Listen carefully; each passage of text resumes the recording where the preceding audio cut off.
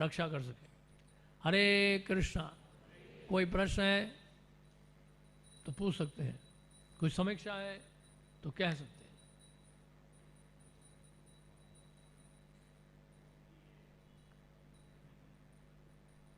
लोग बोलते हैं कि ये विदेशी संस्था है, तो इतना सब कुछ प्रूव होने के बाद भी अब भी क्यों बोलते हैं? क्या हमारी संस्था को विदेशी संस्था बताते हैं, जब पता है कि गौड़िया वैष्णव हैं और प्रामाणिक हैं, तो फिर भी क्यों बोलते हैं वो लोग? क्योंकि विदेशी लोग बहुत हैं, अमेरिकन्स हैं, यूरोपियंस हैं, रशियंस हैं, जापानीज हैं, चाइनीज़ हैं, अफ्रीकन्स हैं, इसलिए विदेशी हैं। लेकिन देखिए, एक वैष्णव अपराध है कि वैष्णव या जाति बुद्धि, ये सोचना हो ये अमेरिकन वैष्णव या रशियन वैष्णव है, ये अपराध। वैष्णव तो वैष्णव है। लोगों को समझाना पड़ेगा। देखिए क्या है, समस्या ये है कि कई ऐसे जो हैं तथाकथित जो ब्राह्मण होते हैं, उनका विचार ये है कि जिसने ब्राह्मण परिवार में जन्म लिया है वही ब्राह्मण है, भले वो मांस खाए, मीट खाए, जूते का दुकान खोले, कुछ भी करे, उसको ब्राह्मण मान लेंगे। और जो एक्चुअली ब्राह्मणिकल प्रिंसिपल्स को फॉलो कर रहे हैं विदेशी होने के बावजूद भी, उनको मानते ही नहीं वो ब्राह्मण है, वैष्णव है। ये क्या बात हुई बताइए? हम आपकी बात नहीं कर रहे हैं, आप तो पवित्र हो, आप सब जानते ही हो। तो इस प्रकार का भेदभाव क्यों? Why there is a discrimination? आप देखिए दक्षिण भारत में उडुपी में जो कनक दास थे, वो शूद्र परिवार में उनका जन्म हुआ था। उडुपी कृष्ण, उन्होंने अपनी दिशा बदल ली कनक दास को दर्शन करने के लिए, दर्शन देने के लिए, है कि नहीं? और सारे ब्राह्मण चकित हो गए वहां पर। जो स्थानीय ब्राह्मण थे वो सोच में पड़ गया, ये कैसे हो गया? इस कनक दास को तो हम भीतर नहीं घुसने दे रहे थे, इसके छूते ही हम लोग स्नान करने चले जाते थे। लेकिन आज क्या देख रहे हैं, हमारे कृष्ण ठाकुर जी ने, गोपाल जी ने दिशा बदल ली और इस ओर मुड़ गए अपने भक्त कनक दास को दर्शन देने के लिए, जो बाहर खड़ा खड़ा रोता रहता था। रोज रोते थे कनक दास, मैं दर्शन नहीं कर पा रहा हूँ ठाकुर जी के, भीतर नहीं जा पा रहा हूँ मंदिर के, ये मुझे मंदिर के अंदर जाने नहीं देते हैं, बाहर से रोते थे। ठाकुर जी ने कहा कोई दिक्कत नहीं, मैं तुम्हें यहीं दर्शन देता हूँ। मोड़ लिया अपने आप को, दिशा बदल ली भगवान ने, ठाकुर जी ने। आज जाके देखिए आप उडुपी में। तो इस तरह से जन्म के आधार पर लोग सोचते हैं कि वही ब्राह्मण होता है। हम इस बात को नहीं मानते। भगवान गीता में कह रहे हैं चातुर्वर्ण्या मया सिस्टम गुण कर्म विभागशः, गुण और कर्म के आधार पर जो है वर्ण बटे हुए हैं, ना कि जन्म के आधार पर। तो इन लोगों को समझाना पड़ेगा हमें। लोग बेचारे जो मंद बुद्धि के हैं, अल्प बुद्धि के हैं, वो नहीं समझ पा रहे हमारे सिद्धांतों को, क्या किया जाए? तो इनके ऊपर हमें दया दिखानी चाहिए, दुखी नहीं होना चाहिए इनको देखकर, इनके ऊपर दया दिखानी चाहिए, प्रार्थना करनी चाहिए इनके लिए कि इनको भगवान सद्बुद्धि दीजिए, इनको समझाइए आप, ये क्या हो गया है इनको, ये क्यों नहीं समझ पा रहे इन बातों को।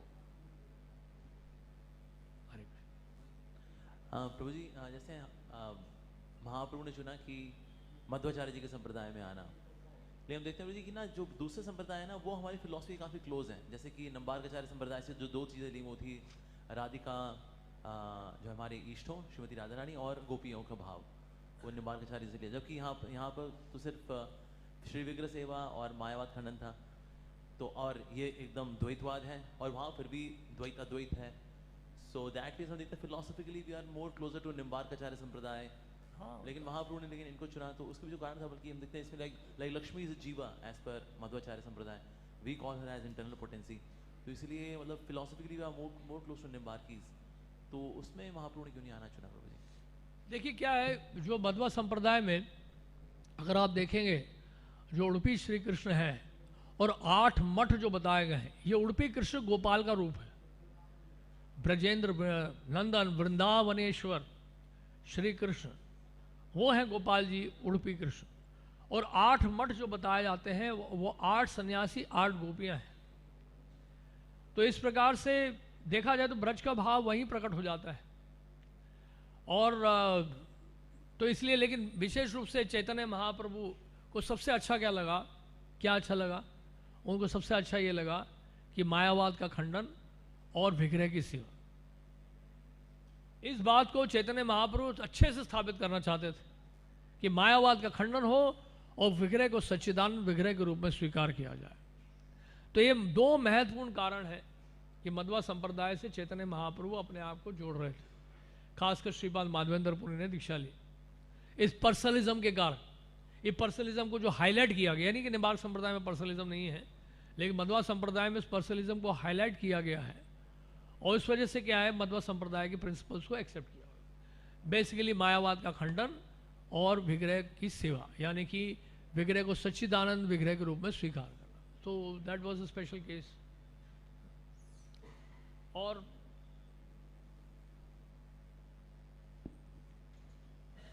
हरीशना जी, थैंक यू वेरी मच जी, बहुत अच्छी क्लास। मुझे एक जिज्ञासा थी कि रामानंदी को क्या चैतन्य महाप्रभु स्वयं कृष्ण हैं, ये ज्ञात नहीं था? इसमें देखिए एक बात और बताई गई है, मैं बताना भूल गया आपको। जब उनको चुनौती दी गई थी तो गोपीनाथ मंदिर के एक जो महंत थे, जिनका नाम था, नाम मैं भूल रहा हूँ, उनका नाम था महंत श्यामचरण वर्मा, गोपीनाथ मंदिर के महंत थे। तो सबसे पहले इन्होंने चुनौती दी थी रामानंदी वैष्णव को, और उन्हें साबित भी किया था शास्त्रों के आधार पर कि चैतन्य महाप्रभु स्वयं श्री कृष्ण है। लेकिन फिर भी वो लोग स्वीकार नहीं किए। उन्होंने कहा नहीं, हमने तो देखा भैया शास्त्रों में तो 4 वैष्णव संप्रदाय लिखे हैं, आप कुछ भी कह लो। तो ये देखिए, चैतन्य महाप्रभु को कृष्ण के रूप में स्वीकार करना, इसके लिए बहुत कृपा चाहिए। आप शास्त्रों से कितना भी उदाहरण देते रहो, लोग नहीं स्वीकार करते। अरे वो तो छोड़ो, मैं आपको आज बताता हूँ सच्ची बात। हमारे भक्त भी जब इस्कॉन ज्वाइन कर लेते हैं, वो गौरताई के प्रति श्रद्धा उनकी इतनी जल्दी जागृत नहीं होती। ये बात बिल्कुल सच है, 101% सच। हमने खुद मंदिर में देखा, लोग राधा पार्षदी के दर्शन के लिए तो लालाई तो वहाँ खड़े होते हैं, गौरताई के पास लोग बहुत कम जाते हैं। तो ये फेथ जो है धीरे धीरे डेवलप होगा। उसका रीजन भी है, क्योंकि भगवान श्री कृष्ण जो है वो भक्त के भाव में प्रकट हुए हैं, भक्त के रूप में प्रकट हुए हैं। इसलिए अपने आप को खबर करके रखा है, छन्न अवतार जिसको कहते हैं, छन्न रूप में भगवान प्रकट हुए हैं। तो भगवान अपने आप को भक्त के रूप में प्रकट कर रहे हैं, इसलिए भगवान की भगवत्ता दिखती नहीं है इस रूप में, क्योंकि भगवान भक्त के रूप में संकीर्तन कर रहे हैं, नृत्य कर रहे हैं, आनंद ले रहे हैं संकीर्तन का, सेवा के भाव में, राइट।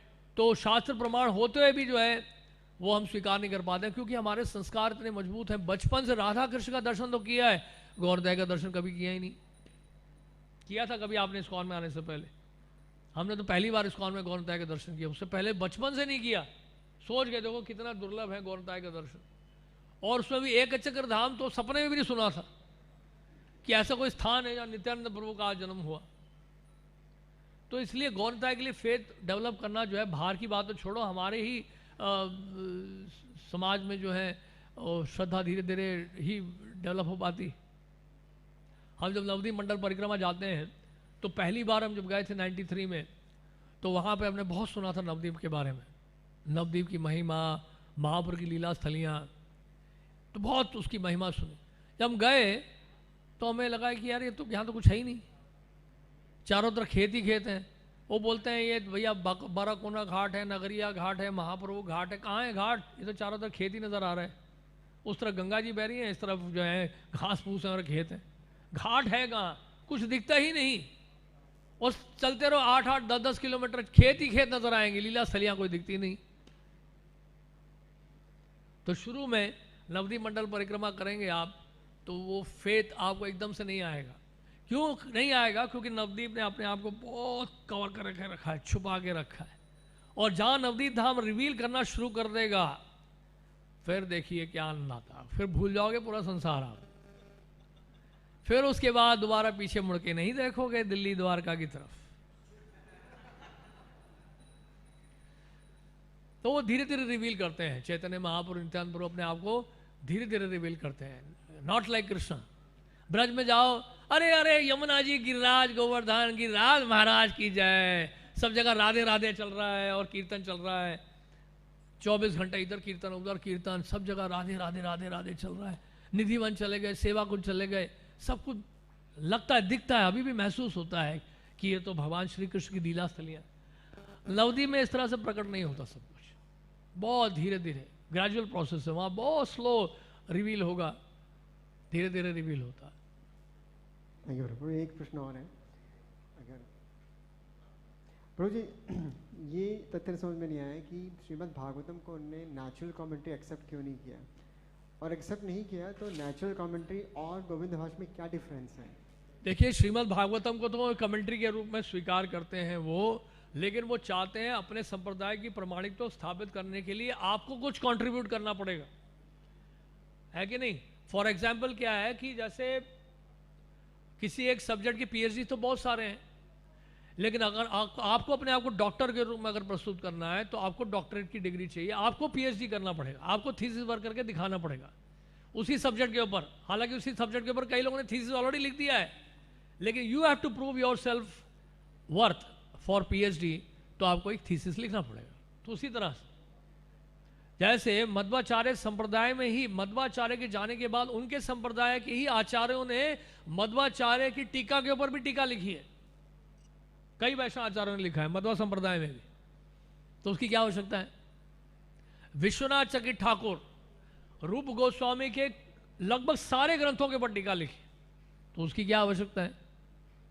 श्रील प्रभुपाद जी ने विश्वनाथ जी ठाकुर, श्रीधर स्वामी, जीव गोस्वामी, सनातन गोस्वामी की टीकाओं को लेकर अपनी टीका प्रस्तुत की है, भक्ति वेदांता परपोर्ट्स, फिर उसकी क्या जरूरत है?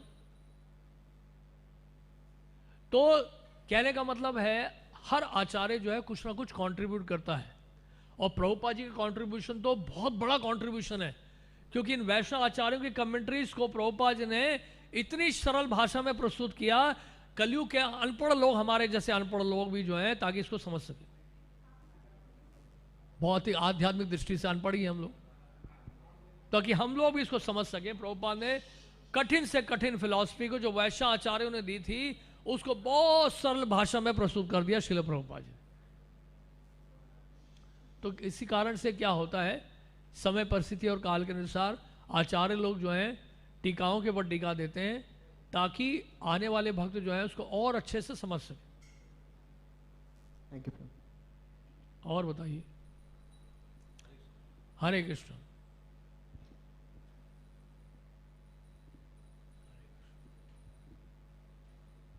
हरे कृष्ण प्रभु जी, धन्यवाद प्रणाम। प्रभु जी, जैसे आपने बताया कि राधा रानी का नाम हम भक्तों को नहीं लेना चाहिए, और जबकि उनका स्रोत भगवान कृष्ण है, उनका नाम तो हम कैसे भी किसी परिस्थिति में ले रहे हैं या ले सकते हैं, इसको थोड़ा सा समझ सकते हैं कैसे? ले सकते हैं, लेकिन उसको सस्ता नहीं बनाना चाहिए। उसको चीप, हमारे आचार्य लोग मना करते हैं कि राधारानी का पोजीशन बड़ा ही एलिवेटेड पोजीशन है, so we have to be careful chanting her name. क्योंकि क्या होता है, समाज में लोग जो है चीप ले लेते हैं भक्ति को, और सहीजा भाव आ जाता है, और उसके बाद फिर राधारानी का नाम तो ले रहे हैं, लेकिन वास्तव में प्रिंसिपल्स को इतना फॉलो नहीं कर रहे। हमारे आचार्यों ने इसको पब्लिकली मना किया, इसलिए हम राधारानी का नाम दूसरे तरीके से लेते हैं, हरे कृष्ण कृष्ण कृष्ण हरे हरे, हरे राम राम राम हरे। अब भागवत में सुखदेव गोस्वामी ने इनडायरेक्टली मेंशन कर दिया, अन्य आराधितो नूनम भवान हरिश्वरा यन्नो विहाय गोविंदा प्रीतो यम अन्य द्रहा। तो राधारानी का नाम इस तरह से ले लिया सुखदेव गोस्वामी ने छुपे रूप में। तो कई बार कई सारी कोई चीज कॉन्फिडेंशियल होती है, उसको एकदम से रिवील नहीं किया जाता है सबके सामने।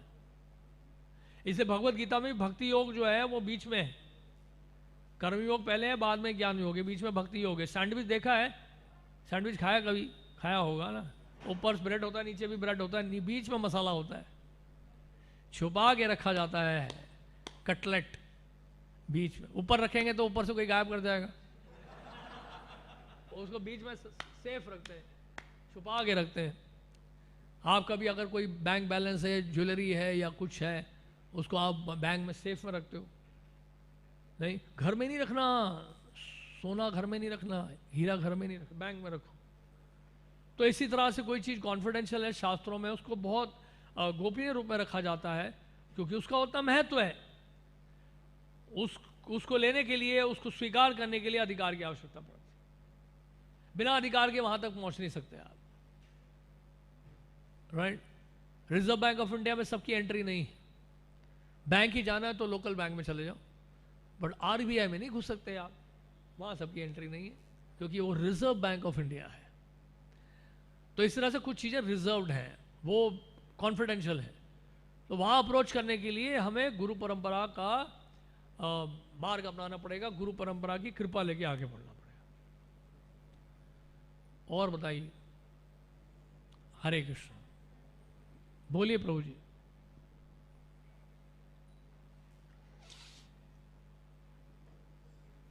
हरे कृष्ण प्रभु जी। हरे कृष्ण। प्रभु जी, जैसे आपने बताया कि 4 संप्रदाय प्रमाणिक है, वृंदावन में भी कुछ संप्रदाय ऐसे हैं जो राधा रानी से रिलेटेड है, तो वो प्रमाणिक मान सकते हैं या नहीं मान सकते उन्हें? देखिए, पद्म पुराण में जो लिखा वही हम बता सकते हैं, बाकी का हमें पता नहीं। हरे कृष्ण प्रभु जी। और बताइए, क्यों हम लोग किसी की समीक्षा करें, टीका दें, जो हमें पता ही नहीं। हरे कृष्णा प्रभु जी। हरे कृष्ण। प्रभु जी, मेरे को क्वेश्चन था कि ये श्रीमद् भागवतम और श्रीमद् भगवद गीता में डिफरेंस क्या है? गीता और भागवत में डिफरेंस क्या है? कौन बताएगा? कौन बताएगा? आप बताओ। What is the difference between Gita and Bhagavat? सबसे पहला डिफरेंस है, गीता में 700 श्लोक हैं, भगवत गीता में 18,000 श्लोक हैं। है डिफरेंस कि नहीं? गीता एक ही बुक है। अभी श्रीमद् भागवतम अवेलेबल है 18 वॉल्यूम्स में। ये भी डिफरेंस है। और क्या डिफरेंस चाहिए आपको? श्रीमद् भागवत वेदांत सूत्र के ऊपर भाष्य है। भगवत गीता भगवान श्री कृष्ण की वाणी है। भगवत गीता में भगवान कृष्ण का नाम है, भगवान के रूप का वर्णन है, भगवान के गुणों का वर्णन है, भगवान की लीलाएं नहीं है। श्रीमद् भागवत में भगवान का नाम है, भगवान का रूप है, भगवान का गुण है, और भगवान की लीलाएं भी हैं श्रीमद् भागवत में। ये भी एक अंतर है। और क्या डिफरेंस चाहिए आपको? ये पर्याप्त है? और बताइए।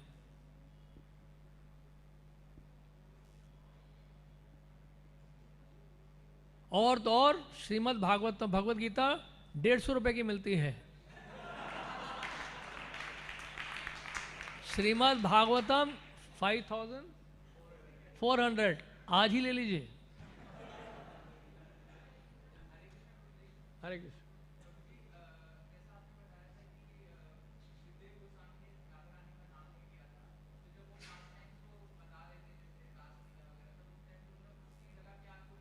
हाँ, गोप्या उचुहु, द गोपी सेड। गोपी बोल, राधारानी गोपी है भैया। तव कथामृतम तप्त जीवनम कविभिरीडितम श्रीमदाततम श्रवण मंगलम। क्या है? श्रीमदाततम भुवि गृह्णन्ति ये भूरिदा जनम। तो गोपियों ने कहा, तो उसमें से एक गोपी राधा रानी है। गोपियों ने कहा, श्रीधर स्वामी कहते हैं वन गोपी सेड, अनदर गोपी सेड, तो उसमें राधा रानी भी है। ये जैसे श्लोक है ना, अन्नाराधिता नूनम भगवान हरिश्वर, तो विश्वनाथ जी ठाकुर बोलते हैं इस श्लोक के टीका में, ये राधा रानी है। इस विशिष्ट गोपी ने निश्चय ही सर्वशक्तिमान भगवान गोविंद को पूरी तरह पूजा की होगी, क्योंकि वह उससे इतने प्रसन्न हो गए थे कि उन्होंने हम सबको छोड़कर उसे एकांत स्थान में ले गए। किसको? राधा रानी को। एकांत स्थान में और किसको लेके जाएंगे? असंख्य गोपियां थी। एक रासलीला में 10,000 करोड़ गोपियां थी। लोग रासलीला करना चाहते हैं, 10,000 करोड़ गोपियां कहां से लाओगे? पहली बात, रासलीला तो बाद में करोगे। तो 10,000 करोड़ गोपियां, उतना ही अपना विस्तार करना, और समस्त गोपियों को छोड़कर राधा रानी को लेकर अलग से चले जाना, तो विशेष हुई कि नहीं? तो ये बता रहे हैं सुखदेव गोस्वामी। तो ये गोपी विश्वनाथ जी ठाकुर कहते हैं ये गोपी राधा रानी है, भले नाम ना लिया हो, कोई दिक्कत नहीं। और बताइए, आप बड़े खुश लग रहे हैं, कोई प्रश्न नहीं आपका? संशय रहित आत्मा है, फ्री फ्रॉम ऑल डाउट्स। ठीक है, बहुत बहुत धन्यवाद आपका फॉर पेशेंट लिसनिंग। हरे कृष्णा। श्रील प्रभुपाद की जय। श्रीपाद बलदेव विद्याभूषण तिरुभाव तिथि महामहोत्सव की, श्री गंगा पूजा की, श्री गंगा माता गोस्वामिनी आविर्भाव तिथि महामहोत्सव की, समवेत भक्त वृंद की जय, उपस्थित भक्त वृंद की जय, श्रील प्रभुपाद की जय। गौर प्रेमानंद।